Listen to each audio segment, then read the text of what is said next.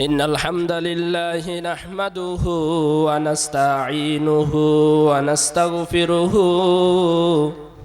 ونؤمن به ونتوكل عليه ونعوذ بالله من شرور أنفسنا ومن سيئات أعمالنا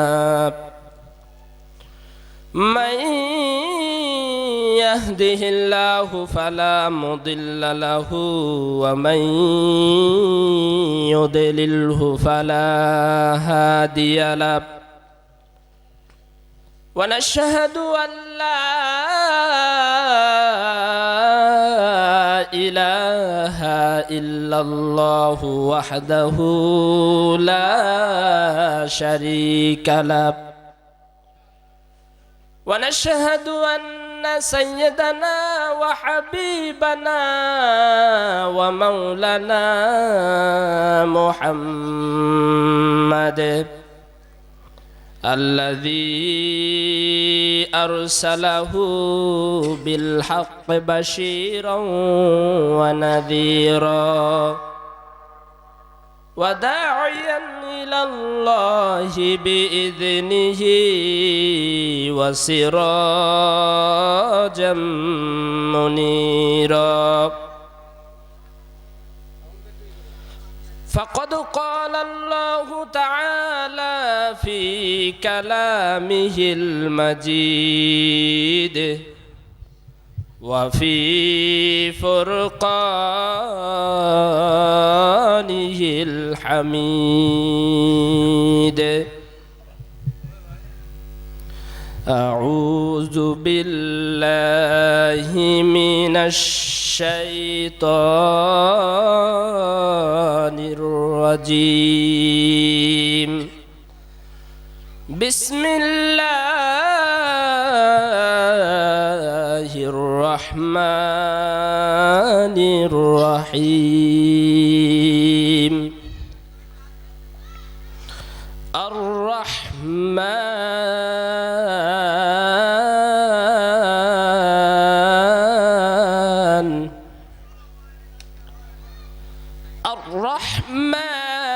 علم القرآن خلق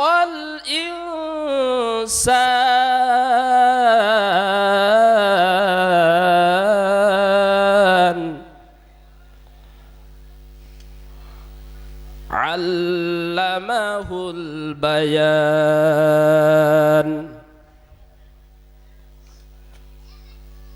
وقال تعالى في شان حبيبه آمرا ومخبرا إن الله وملائكته يصلون على النبي يا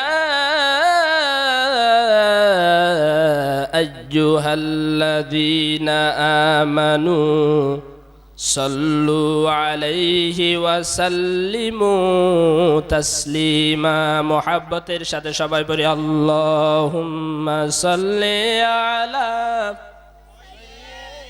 سيدنا مولانا محمد وعلى آل سيدنا مولانا محمد اللهم صل على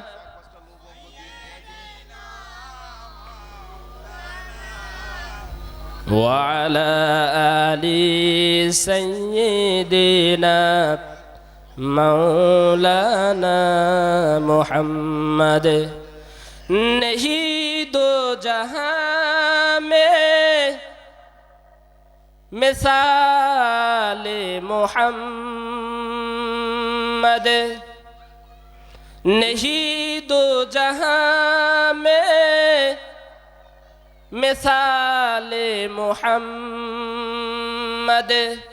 जमाले खुदा है कमाले मोहम्मद अल्लाहुम्मा सल्ली अला মোহাব্বতের সাথে সবাই পড়ি। ওয়ালা আলি সাইয়্যিদিনা বালাগাল উলা বিকামালিহি কাশাফাদ দুজা বিজামালিহি হাসনাত জামিউ খিসালিহি সাল্লু আলাইহি ওয়া আলিহি খুদুলাতে জুরাহবার খুদুলাতে জুরাহবার गैरू हादी बन गए क्या नजर थी जिसे मर्दू को मसीहा कर दिया बलगल उला बिकमालिही कशफद दुजा बिजमालिही हसनत जमीउ खिसालिही सल्लु अलैहि व आलिही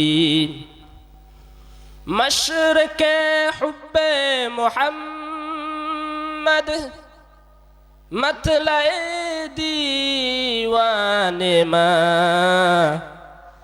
मतलए खुर्शीद शिकवाश सिलाए सुजाने मा बलगल उला बिकमालिही कशफद दुजा बिजमालिही हसनत जमीउ खिसालिही सल्लु अलैहि वालिही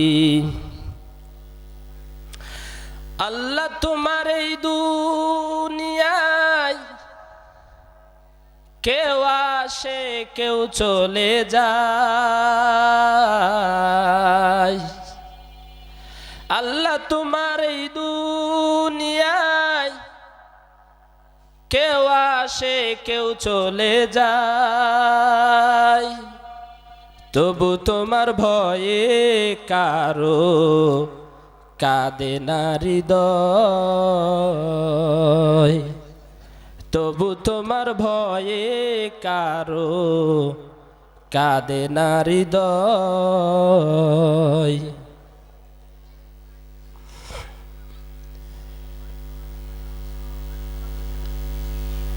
ইসলামপুর পুঠিয়া পূর্বপাড়া যুব সংঘ কর্তৃক আয়োজিত আজকের এই বিশাল তাফসীরুল কুরআন মাহফিলে প্রধান অতিথি হিসাবে তাফসীর পেশ করবেন বিশিষ্ট ইসলামী চিন্তাবিদ মুফাসসির কোরআন সারা বাংলার আলোড়ন সৃষ্টিকারী আলহাজ মুফতি হযরত মাওলানা হাবিবুর রহমান আল জাজরি সাহেব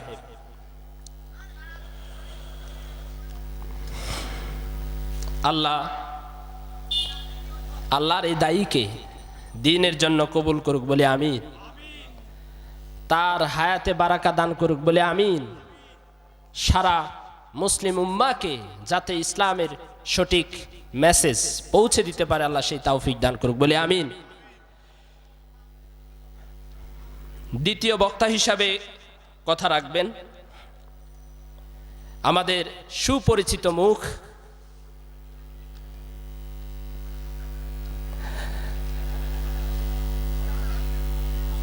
হাফেজ মাওলানা মুফতি মোহাম্মদ ইসমাইল হোসেন গাজী সাহেব কি আপনারা হুজুরকে চিনেন না কথা বলেন চিনেন কিনা খুবই সুমিষ্টভাষী এবং হৃদয়বান ঠিক কিনা আল্লাহ হুজুরকে দ্বীনের জন্য কবুল করুক বলে আমিন তার ভালোবাসা ছড়িয়ে যাক সমাজের প্রত্যেক প্রান্তরে ঠিক কিনা আর তৃতীয় বক্তা হিসাবে তো আমি আলোচনা শুরু করছি। আর মঞ্চে সভাপতিত্ব করছেন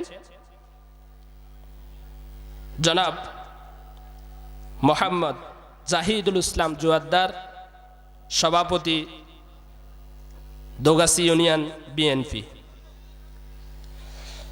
সেই আছরের নামাজের আগ থেকে অত্যন্ত যুক্তিপূর্ণ উক্তি দিয়ে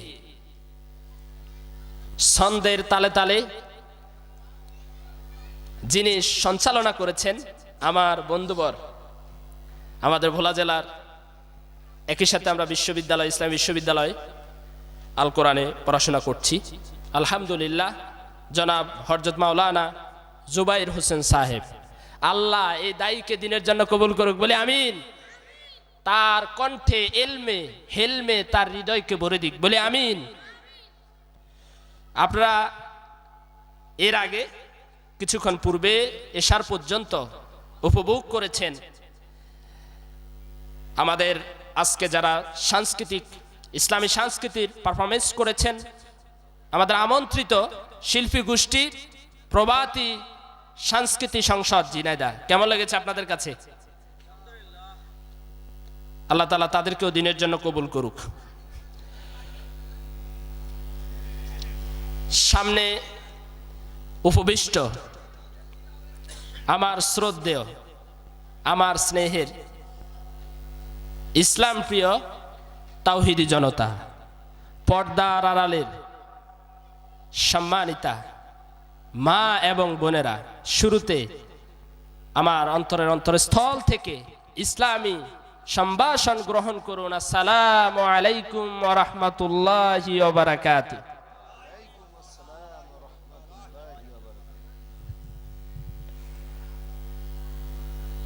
আমরা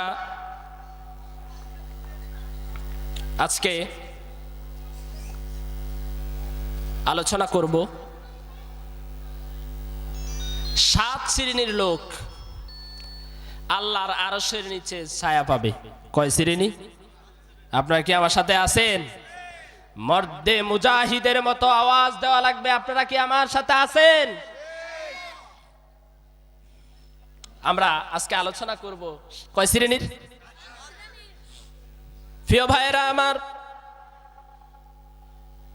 পরকাল যখন এসে যাবে, আল্লাহ রাব্বুল আলামিন কুরআনুল কারীমে বলেছেন, ইন্না ইয়াউমাল ফাসলি কানা মিকাতা। আল্লাহ রাব্বুল আলামিন তোমাদের এই দুনিয়ার জীবনে যত আমল করো, যা কিছু করো, এইগুলোর বিচার করার জন্য একটা দিন ঠিক করে রেখেছেন, ঠিক কিনা? সেই দিনটার নাম হলো কি? ইয়াউমুল হাশর, ইয়াউমুল। আমরা নামাজের মধ্যে প্রতিদিন সেই দিনটার কথা বলি, মালিকি ইয়াউমিদ্দিন। আমরা সূরা ফাতিহায় প্রত্যেক নামাজে, সেটা হোক ফরজ, হোক সুন্নাত, হোক নফল, কোন নামাজ যদি হয়, ওই নামাজে আমরা প্রতিদিন এই দিনের কথা বলি, বলি আল্লাহ তুমি তো সেই দিনের মালিক, ঠিক কিনা? মাইক্রোফোন গেছে কই ভাই? সাউন্ড ক্লিয়ার করেন, সাউন্ড ক্লিয়ার হচ্ছে না, গ্যার গ্যার করতেছে।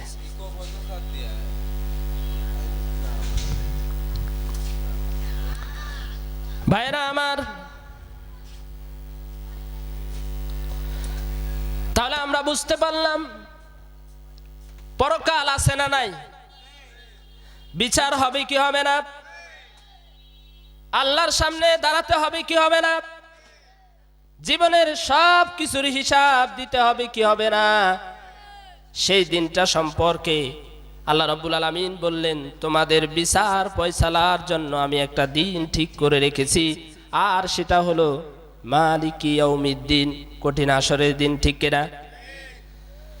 হাসরের ময়দানটা আগে কেমন হবে, সেখানে ছায়া কেন প্রয়োজন জানার দরকার আছে না নাই?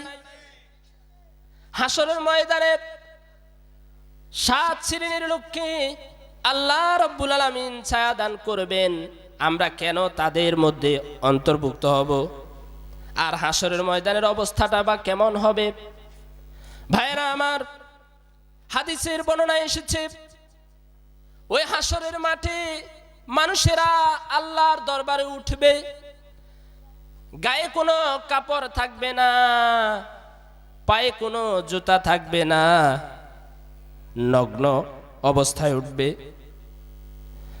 হাসরের ময়দান যে মাঠ, ওটা তামা যেরকম আগুনে উত্তপ্ত করলে তামার অবস্থা যেরকম ধারণ করে, হাসর ময়দানের মাঠটা ওরকম হবে। আচ্ছা বলেন তো দেখি, এই দুনিয়ার জমিনে কয়েক ডিগ্রি সেলসিয়াস তাপমাত্রা হলে পরে ঘর থেকে বের হওয়া যায় না, ঠিক কিনা?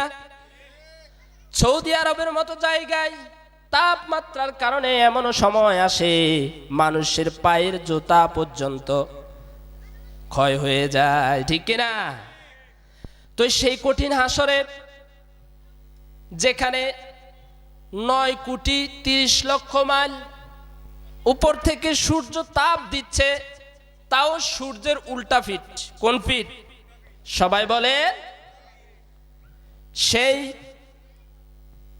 সেই তাপেই চৈত্র মাস যখন আসে, ফাল্গুন মাস যখন আসে, তাপ আমরা সহ্য করতে পারি না, ঠিক কিনা?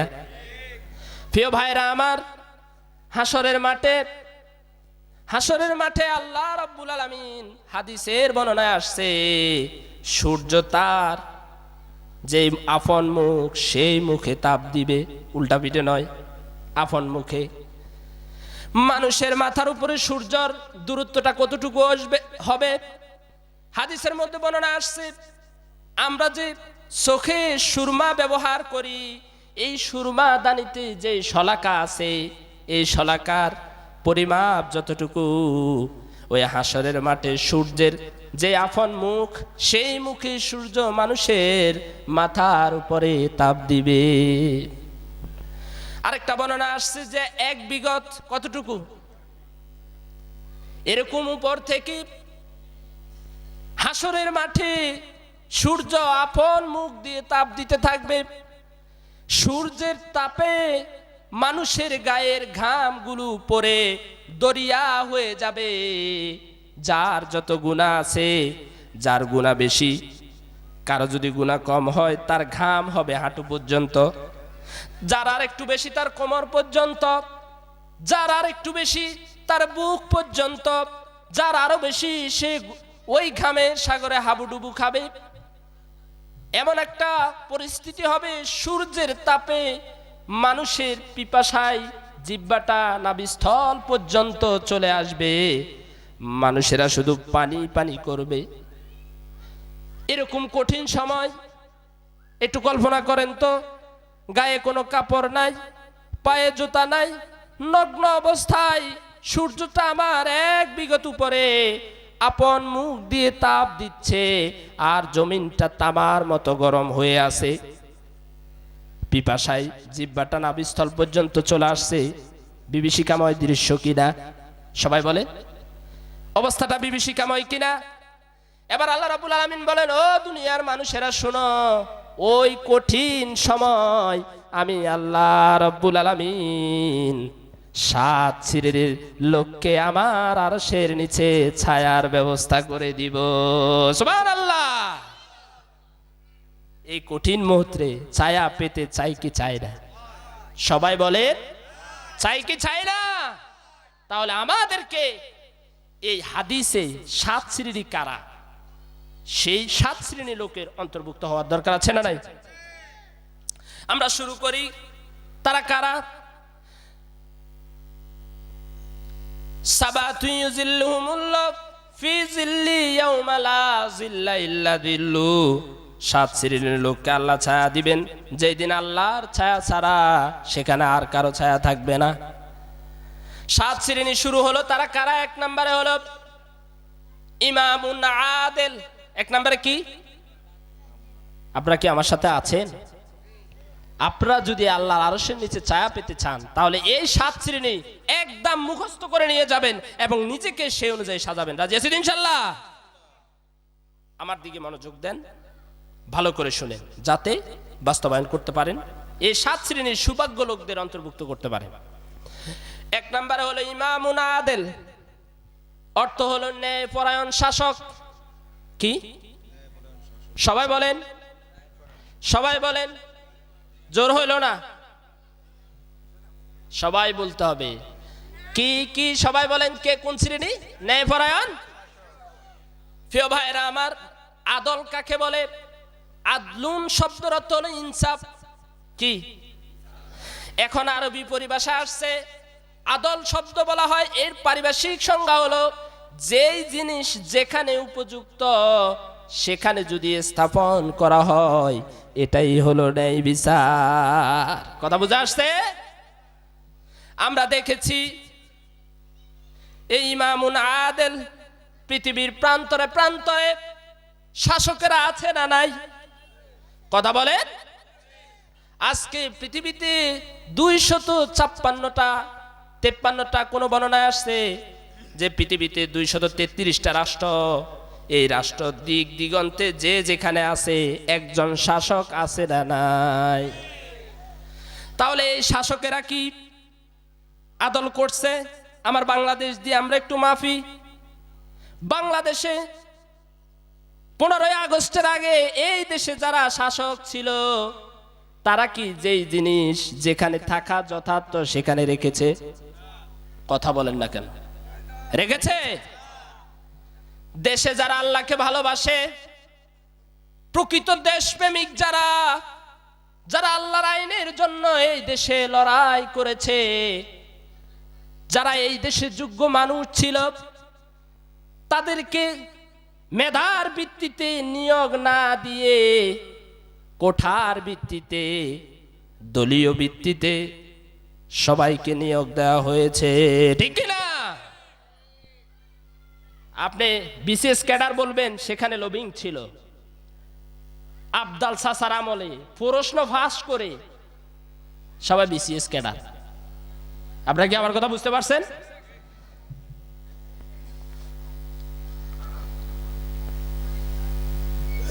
তাহলে যথার্থ মানুষেরা যথার্থ যোগ্যতা পায় নাই। তাদের দল যারা করে নাই তাদেরকে পদোন্নতি হয় নাই, তাদেরকে মামলা দিয়া, পাশায়া, জেল দিয়া, জুলুম দিয়া, ফাঁসির কাস্টে ঝুলাইয়া হত্যা করেছে। এই শাসকেরা যদি কিয়ামতের দিন আল্লাহ রাব্বুল ইজ্জাতের দরবারে দাঁড়ায়, আল্লাহর আরশের নিচে কি ছায়া পাবে বলেন?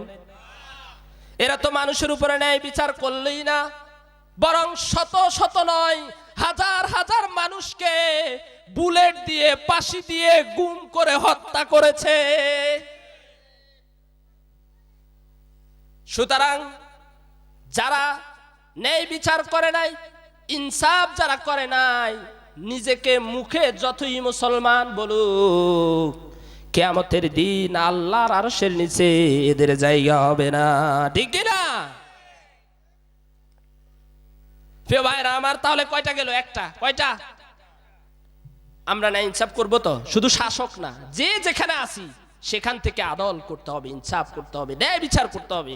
আমি আমার পরিবারে, আমি চেয়ারম্যান হলে আমার ইউনিয়নে, আমি সমাজের হলে সমাজপতি হলে সমাজে, আমি বাবা হলে আমার সন্তানের মাঝে, আমার ছেলে সন্তানের মাঝে। ঠিক কিনা?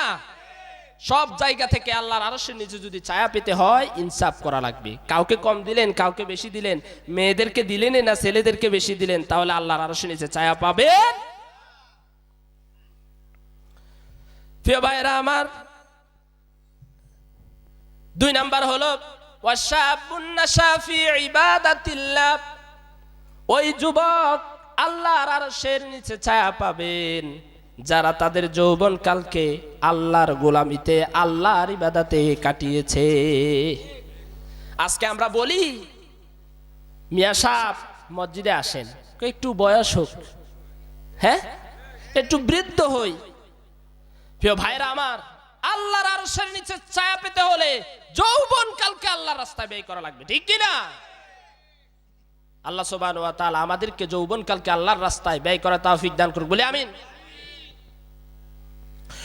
3 নাম্বার, ওয়ারাজুলুন কলবুহু মুআল্লাকুম বিল মাসাজিদ। ওই ব্যক্তি, ওই শ্রেণীর লোক আল্লাহর আরশের নিচে ছায়া পাবে যাদের অন্তরটা সব সময় মসজিদের সাথে লেগে থাকে। আল্লাহু আকবার। দাবি করি মুসলমান, আবার বলি আল্লাহ মানে জান্নাত দিবে, কিন্তু মসজিদের সাথে কোনো সম্পর্ক নাই, এরকম মুসলমান সমাজে আছে না নাই? আপনি আল্লাহর কাছে ছায়া চান, জান্নাত চান, অথচ মসজিদের সাথে আপনার সম্পর্ক নাই, নামাজ পড়েন না, মসজিদে আসেন না। রাসূলের এই হাদিস সাক্ষী, কিয়ামতের দিন আল্লাহর আরশের নিচে আপনি ছায়া পাবেন না। এই জন্য আল্লাহর আরশের নিচে যদি ছায়া পেতে চান, আপনাকে মসজিদের সাথে সম্পর্ক রাখা লাগবে। অপর বর্ণনা এসেছে, খারাজা মিনহু হাত্তা ইয়াউদা ইলাইহি, দিল মসজিদের সাথে দিলটা কিভাবে লেগে থাকে? হাদিসের মধ্যে আসছে, বান্দা যখন মসজিদ থেকে বের হয় তার হৃদয় বারবার বলে জোহর পড়েছে, আবার কখন আসরের আজান হবে, আবার কখন মসজিদে যাব, আসর পড়েছে, আবার মন হৃদয় মসজিদের সাথে, আবার কখন মাগরিবের আজান হবে। এইভাবে তার হৃদয় মসজিদের সাথে লেগে থাকে। আমরা কি আল্লাহর আরশের নিচে ছায়া পেতে চাই? তাহলে আমাদের হৃদয়কে মসজিদের সাথে সম্পর্ক করার দরকার আছে না নাই? 5 ওয়াক্ত নামাজ মসজিদে জামাতের সহিত পড়ার দরকার আছে না নাই? পড়বেন তো ইনশাআল্লাহ। কয়টা হলো? 4 নম্বরে, ওয়ারাজুলানে তাহাব্বা ফিল্লাহ ইজতামা আলাইহি ওয়া তাফাররাকা আলাইহি, ওই শ্রেণীর মানুষ যারা দুনিয়া একে অপরকে ভালোবাসে আল্লাহর জন্য। কার জন্য? টাকা পয়সা, লোভিং বা বিভিন্ন লোভ লালসায় তারা একে অপরকে ভালোবাসে, দুনিয়ায় আল্লাহর জন্য ভালোবাসে, আর এই বন্ধনের উপর অটুট থেকে দুনিয়া থেকে বিদায় নেয়। আল্লাহ বলেন, এই শ্রেণীরে আমি কিয়ামতের দিন আমার আরশের নিচে ছায়া দিব। সুবহানাল্লাহ। তাহলে আমাদের বন্ধু আছে না নাই? কথা বলেন না কেন? তাহলে আমাদের বন্ধুত্বের সম্পর্ক হবে কিসের জন্য? সবাই বলেন, জোরে বলেন। কোন লোভ লালসার জন্য? আল্লাহর জন্য বন্ধুত্ব রেখে দুনিয়া থেকে যদি বিদায় নিতে পারেন, রাসূল বলছে কিয়ামতের দিন আল্লাহ আপনাকে আপনার আরশে, আল্লাহর আরশের নিচে ছায়া দিবে। সুবহানাল্লাহ। কয়টা হলো? 5 নম্বরে, ওয়ারাজুলুন দাআতহু ইমরাতুন যাতু মানসিবিন ওয়া জামালিন ফাকালা ইন্নী আখাফুল্লাহ।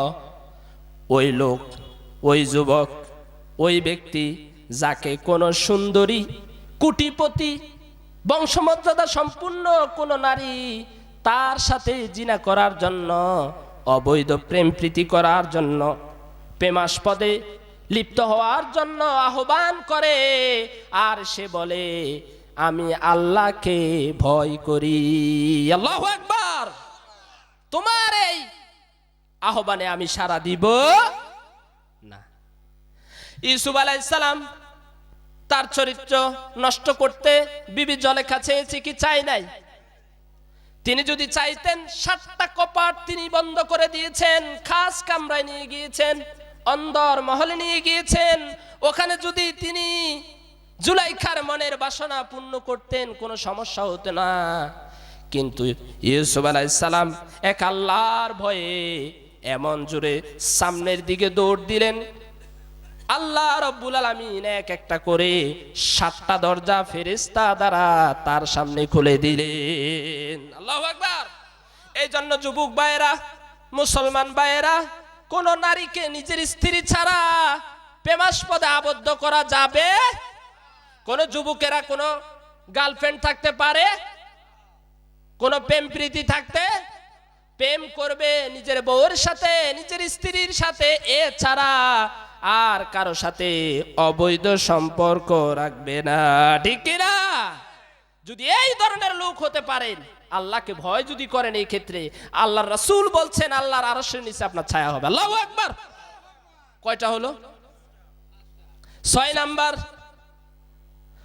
ওয়ারাজুলুন তাসাদদাকা বিসাদাকাতিন ফাআখফাহা হাত্তা লা তা'লামু শিমালুহু মা তুনফিকু ইয়ামিনু।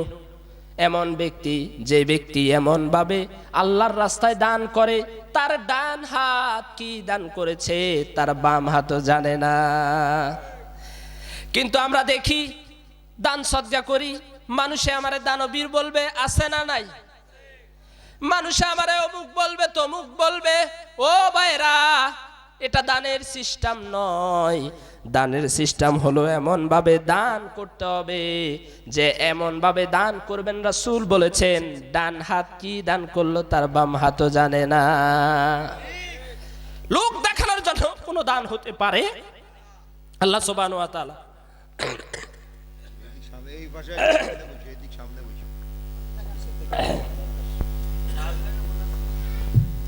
আল্লাহ সুবহানাহু ওয়া তাআলা দ্বীনের জন্য, একমাত্র আল্লাহর সন্তুষ্টির জন্য সম্পদ ব্যয় করার তৌফিক দান করুক, বলি আমিন। কয়টা হলো? শেষ, আমার আলোচনাও শেষ, শেষ পয়েন্ট এই তো, শেষটাই 7 নাম্বারটা। ওয়ারাজুলুন যাকারাল্লাহা খালিয়ান ফাফাদাত আইনাহু, ওই ব্যক্তি, ওই শ্রেণীর লোককে আল্লাহ রাব্বুল আলামিন তার আরশের নিচে ছায়া দিবেন, যারা গভীর রজনীতে নিরালয় নির্জনে রবের শরণে 2 চোখের অশ্রু ছেড়ে দিয়ে বলে, আল্লাহ আমি তো গুনাহ করেছি মালিক, আমার তো গুনার কোনো শেষ নাই। আল্লাহ তুমি তো বলেছ যত গুনাহ করো বান্দা আমার রহমত থেকে তুমি নৈরাশ হইও না। এরকম ভাবে আল্লাহকে স্মরণ করে নিরালয় নির্জনে, আর 2 চোখের অশ্রু তার চোখ বেয়ে বেয়ে পড়ে। আল্লাহ রাব্বুল আলামিনের হাবিব বলেন, কিয়ামতের দিন আল্লাহ রাব্বুল আলামিন এই শ্রেণীর মানুষকে তার আরশের নিচে ছায়া দিবে। সুবহানাল্লাহ। আমরা কি এই 7 শ্রেণী হতে চাই? ও বাবারা, রাতের নির্জনে আল্লাহকে স্মরণ করতে টাকা লাগবে?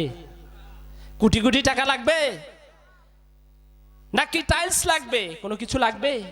সহজ না কঠিন? দান করব আল্লাহর জন্য সহজ না কঠিন? জিনা ব্যভিচার করব না, কোন নারীর সাথে আমার খারাপ সম্পর্ক থাকবো না, আল্লাহর ভয়ে সহজ না কঠিন? আল্লাহকে ভয় করে করলে সহজ। আবার আমরা একে অপরকে ভালোবাসবো কার জন্য? ভালোবাসা আল্লাহর জন্য করা কোনো লস হবে? কোনো কঠিন কাজ? ও ভাইয়েরা, এরপরে মসজিদের সাথে সম্পর্ক রাখা। মুসলমান মানি তো তার সম্পর্ক হলো মসজিদের সাথে, ঠিক কিনা? এটা তো কঠিন কথা নয়, সহজ। মুসলমান মানি তার গুণে হলো সে মসজিদের সাথে তার হৃদয় লেগে থাকবে, 5 ওয়াক্ত নামাজ জামাতের সহিত পড়বে। আর আরেকটা হলো যৌবনকালকে আল্লাহর রাস্তায় ব্যয় করা। এই কথা কখনো ভাববেন না দাড়ি পাকুক, দাড়ি বড় হোক, ছেলে পেলে বিয়ে দি, আমার নাতি নাতনি হোক, তখন একটু মসজিদে যাব। এখন তো গায়ে শক্তি আছে, যৌবন আছে, এখন আর ইবাদত করার দরকার নাই। অথচ রাসূল বলেছেন মানুষের জীবনের শ্রেষ্ঠ ইবাদত হলো যৌবনকালের ইবাদত। আল্লাহু আকবার। তাহলে যৌবনকালকে আল্লাহর রাস্তায় ব্যয় করবে তো? 7 নম্বরে হলো আমি যেখানে আছি, আমি বাবা হিসাবে সন্তানের মধ্যে ন্যায়পরায়ণতা, ন্যায় বিচার, জাস্টিস আমি প্রতিষ্ঠা করব। সমাজপতি হলে সমাজে, চেয়ারম্যান হলে ইউনিয়নে, রাষ্ট্রপতি হলে দেশে, এমপি হলে পার্লামেন্টে, এইভাবে যে যে স্থানে আছি সব জায়গা থেকে সৎ বিচার করতে রাজি আছি তো? ইনসাফ করতে রাজি আছি তো? আল্লাহ সুবহানাহু ওয়া তাআলা আমাদেরকে এই 7টি গুণ অর্জন করে দুনিয়া থেকে বিদায় নেওয়ার তৌফিক দান করুক, বলে আমিন। তাকবীর হবে, তাকবীরের মাধ্যমে আমার আলোচনা শেষ। লিল্লাহি তাকবীর, লিল্লাহি তাকবীর, লিল্লাহি তাকবীর।